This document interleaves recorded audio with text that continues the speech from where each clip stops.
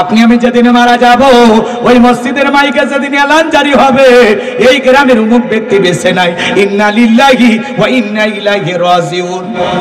সন্তানটা খেতে বলবে বাবা নাই, মেয়েটা খেতে বলবে বাবা নাই, প্রিয়তম স্ত্রী খেতে বলবে আমার স্বামী নাই, মা বাবা বেঁচে থাকলে বলবে কলিজার ধনটা হারাইলাম, আত্মীয় স্বজন সবাই কান্নাকাটি করবে। হে বাজান গো আমার, আপনাকে আমাকে জীবনের শেষ বিদায় দেওয়ার জন্য লেগে রঙের পোশাক হইলা বড়ই পাতার গরম পানি দিয়ে গোসল করাইয়া সাদা কাপড়ে চকলেটের মতো মরাইয়া ওই মসজিদের খাটিয়াতে তৈলা চারজন বরযাত্রী ধইরা কবরের দিকে নিয়ে যাবে। বাজান গো আমার, তিনজন ব্যক্তি কবরে নামবে। আপনার আমার লাশটা কবরে রাখার পর একে একে সবাই কবর থেকে উঠে আসবে। ওই কবরে লাশটা রাখার পরে দূর আকাশে একটু একটু দেখা যায়। এরপরে যখন বাঁশের বিছানা বিছায়া দেবে ওই ছিদ্রগুলো দিয়ে হালকা একটু আলো কবরে প্রবেশ করে। এরপরে যখন কবরের ওপরে মাটি দিয়া দেবে কবরটা হয়ে যাবে ঘোর অন্ধকার। আত্মীয় সবাই চলে আসবে, ওদের পায়ের আওয়াজ কবরে থাকা ব্যক্তি শুনতে পাইবে, চিৎকার মেরে ডেকে বলবে আমাকে একা রাইখা যাইও না। কবরে থাকা ব্যক্তির চিৎকার দুনিয়ার কেউ শুনতে পাইবে না।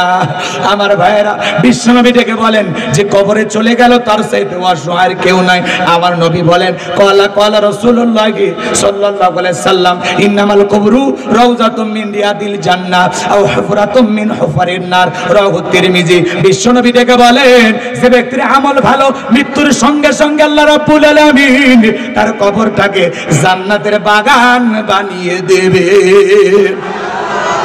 আর যে ব্যক্তির আমল খারাপ আও হুফরাতুম মিন হুফারিন নার, রাওয়াহু তিরমিজি। বিশ্বনবী ডেকে বলেন যে ব্যক্তির আমল খারাপ মৃত্যুর সঙ্গে সঙ্গে তার কবরটা হবে জাহান্নামের আগুনের গর্ত।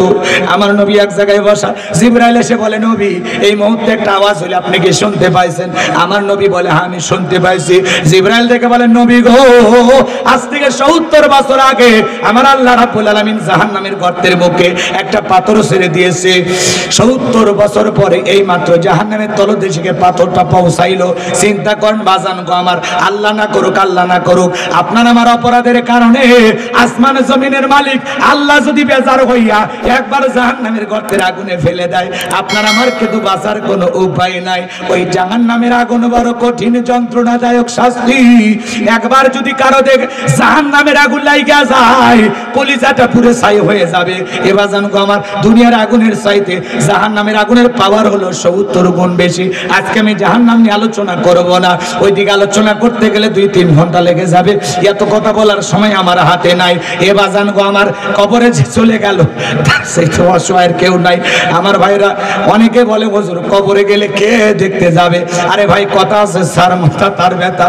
আমার হাতে যদি আগুন লাগে, এই হাতটা যদি আগুনে পুড়ে যায়, এই যন্ত্রণা আমার বিবি পাবে না, আমার সন্তানেরা পাবে না, আমার গ্রামবাসী পাবে না, আমার শ্রোতারা পাবে না।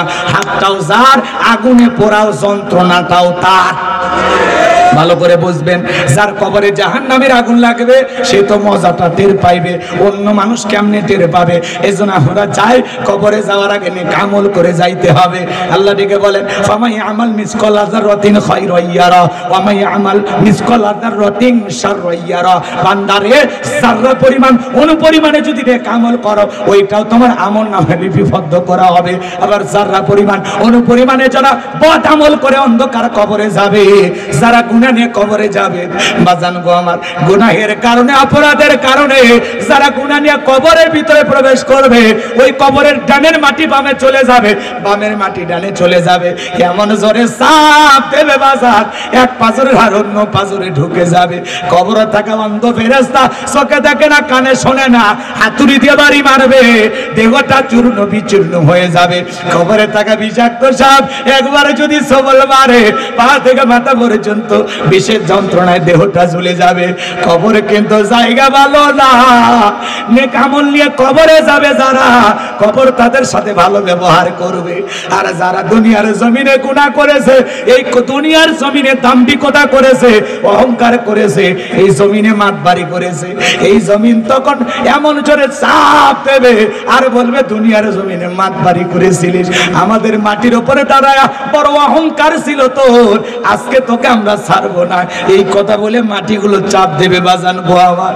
ওই কবর বড় কঠিন জায়গা। নবীর প্রিয় সাহাবী হযরত ওসমান রাদিয়াল্লাহু তাআলা আনহু কবর থেকে হযরে চোখের পানি ছেড়ে দিয়ে কান্না করতেন। সাহাবায়ে کرام দেখে বলে, ভাই আপনি কবর দেখে কেন এত কান্না করেন? জান্নাতের সার্টিফিকেট প্রাপ্ত সাহাবী হযরত ওসমান দেখে বলেন, এই কবরগুলো প্রত্যেকটা মানুষের প্রথম মঞ্জিল, প্রথম ঘাঁটি, প্রথম স্টেশন। এই কবরে 3টা প্রশ্ন করা হবে, যে সঠিক উত্তর দিতে পারবে তার মিজান ফুলসিরাতে কোনো টেনশন নাই, যে উত্তর দিতে পারবে না তার বাঁচার কিন্তু কোনো উপায় নেই। ওসমানের মতো সাহাবী কবর দেখে কান্না করে। আজকে আমরা কবরের পাশ দিয়ে হেঁটে যাই গান শুনতে শুনতে। সকালে কবর দেয়, বিকেলে ওখানে যায় তাস খেলে, জুয়া খেলে। ঢাকা হাজারীবাগ একটা কবরস্থানে, সেখানে ছেলে মেয়ে যা প্রেম করে কবরস্থানে, নাউজুবিল্লাহ কর। আজকে মানুষের ভয় গেছে কোথায়? এই যে দেখেন কবরের কথা শুনেও যায়, এখানে জান্নাতের টিকিট পাইছে। ভাই আপনারা কোনো কারণে বিরক্ত হলে আমাকে বলেন, দয়া করে বলেন, আমি দোয়া করে দেব। কারণ আমি যুবক মানুষ, মাথা গরম হয়ে যায়, এরকম পরিবেশ আমি চাই না। আমি তো আপনাদেরকে সময় দিছি, 30 সেকেন্ড সময় দিছিলাম না? কবরের কথা শুনতেছেন, এই সময় আপনার বাড়ির কথা কেমনে মনে হয়?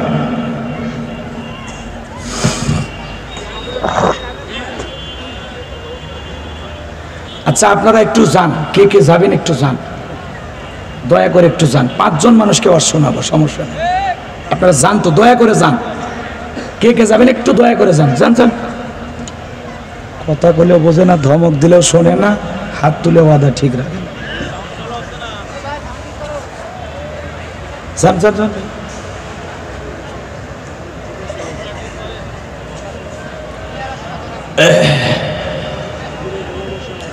কে কে যাবেন? যান যান যান। বিবিকে যারা দিকে ভয় করেন, রাত প্রায় 12টা বেজেই গেছে, যান যান যান। গেট খুলবেন, আবার বাইরে থাকা লাগবে।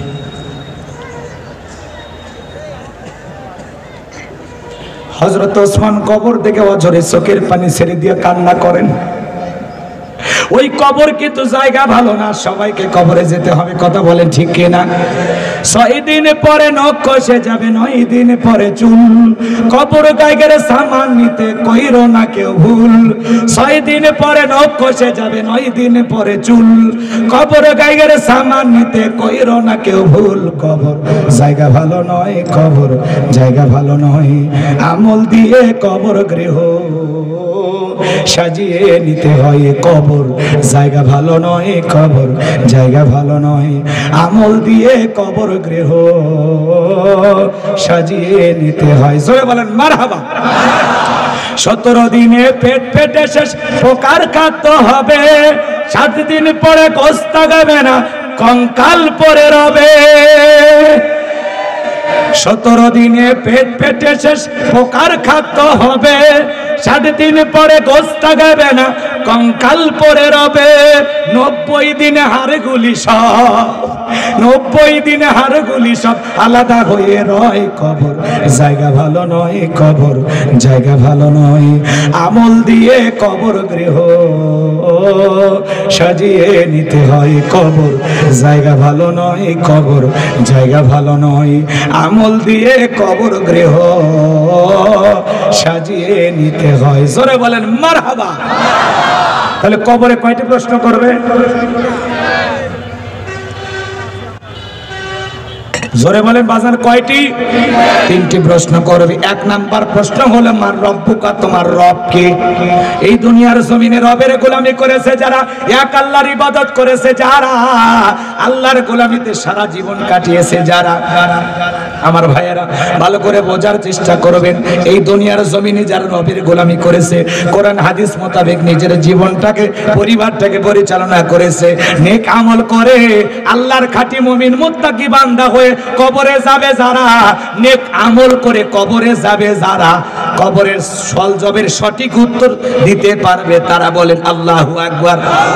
ওই নেককার মুমিন মুত্তাকি বান্দাকে যখন জিজ্ঞাসা করা হবে মার রব্বুকা, আল্লাহর মুমিন মুত্তাকি আল্লাহ আল্লাহর পছন্দের গোলাম জবাব দিয়া বলবে রব্বি আল্লাহ, রব্বি আল্লাহ, আমার রব আমার আল্লাহ। আমাদের রব কে? আল্লাহ যেন আমাদের কবরের সলজবের 3টি প্রশ্নের সঠিক উত্তর সঠিকভাবে দেওয়ার তৌফিক দান করেন। একটু জোরে বলেন না আমিন। আমার ভাইয়েরা, নেক আমল করে কবরে যাবে যারা, উত্তর দিতে পারবে তারা। এরপরে যারা দুনিয়ার জমিনে গুনাহ করবে, আল্লাহর অবাধ্য গোলাম হবে, শয়তানের ওয়াসওয়াসায় পড়ে যারা ভুল পথে পরিচালিত হয়েছে, যারা মনে ছিল করেছিল খাও দাও ফুর্তি করো, দুনিয়াটা মস্ত বড় আমোদ প্রমোদে যারা মেতেছিল, ওদেরকে যখন প্রশ্ন করা হবে মার রব্বুকা, ওই গুনাহ নিয়ে আল্লাহর অবাধ্য গোলাম হয়ে কবরে যাবে যারা, তাদেরকে যখন প্রশ্ন করা হবে মার রব্বুকা, কবরে সলজবের সঠিক উত্তর দিতে পারবে না তারা। তারা ফেল ফেল করে তাকিয়ে থাকবে আর বলবে হাই হাতালা আদরি, আফসোস করবে তারা, তারা প্রশ্নের উত্তর দিতে পারবে।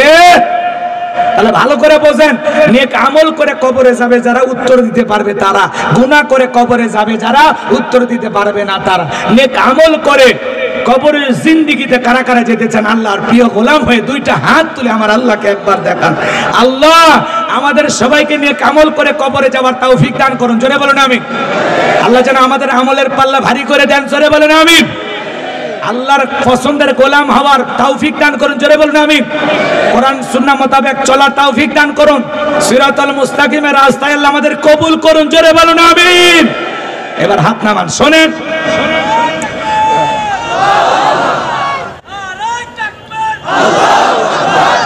যাক, একটা জাগনা মানুষ পাওয়া গেছে, ঘুম কেবল ভাঙছে। আল্লাহ কবুল করেন। জোরে বলেন আমিন। তাহলে এদিক খেয়াল করেন, কবরের 1 নাম্বার প্রশ্ন মার রব্বুকা, তোমার রবকে। জীবনের পরেতে পরেতে সব জায়গা রব। শোনে, যে চাকরি করে তার ভাগ্যে তো বেতন বোনাস জোটে নাকি কম? এই দুনিয়ার জমিনে আমরা রবের গোলামি করব, এই গোলামির বিনিময়ে আল্লাহ আমাদেরকে দিবেন জান্নাত। সুবহানাল্লাহ বলবেন না? আর বোনাস হিসেবে পাবো মাওলা পাকের দিদার, দিদার ইলাহি। আল্লাহু আকবার বলেন। জান্নাতীদের সবচাইতে বড় পাওয়া, সবচাইতে বড় সারপ্রাইজ, জান্নাতীদের সবচাইতে দামি উপহার আল্লাহ পাককে দেখা। সুবহানাল্লাহ। একেবারে পূর্ণিমার চাঁদ দেখতে মানুষের যেমন কষ্ট হয় না, জান্নাতীরা তেমনি ভাবে আমাদের সৃষ্টিকর্তা, আমাদের রব, আমাদের প্রতিপালক আল্লাহকে দেখতে পাবে। জান্নাতে যে এদিকে নাই, জান্নাতে গেলে তো আল্লাহকে দেখবেন। তাহলে জান্নাতে যাওয়ার জন্য নেক আমল করবেন তো ইনশাআল্লাহ।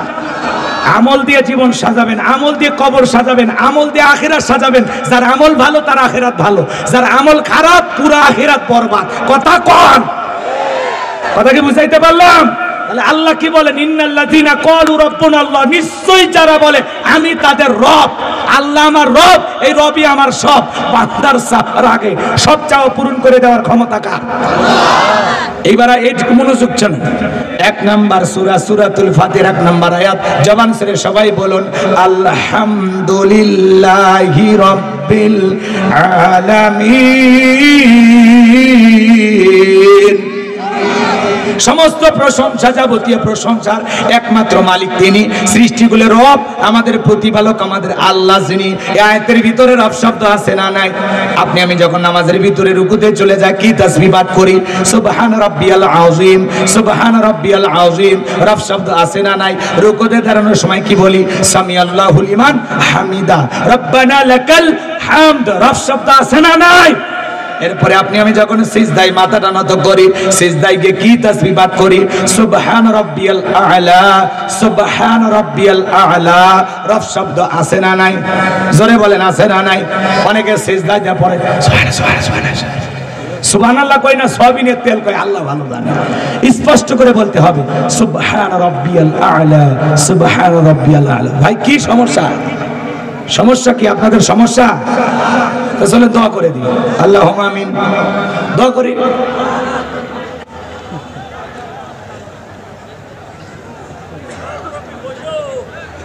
কথা বোঝেন না আপনারা নাকি? কোরআনের মাহফিলে বসছেন, আমি একটা শব্দ নিয়ে কেবল কথা বলতেছি।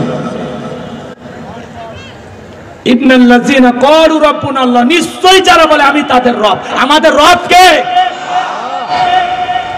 সিজদায় গিয়ে কি তাসবিহ পাঠ করি? সুবহান রাব্বিয়াল আলা। রব শব্দ আছে না নাই? সালাম ফেরানোর পরে কি বলি? যখন মুনাজাত করি কি বলি?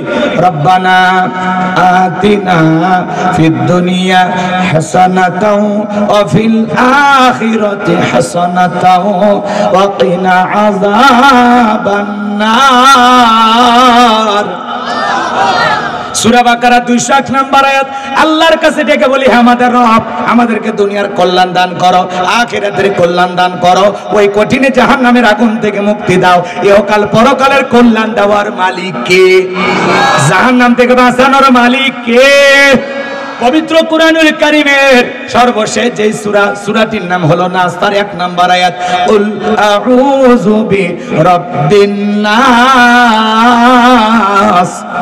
এই আয়াতের ভিতরে রব শব্দ আছে না নাই? জীবনের পরতে পরতে সব জায়গায়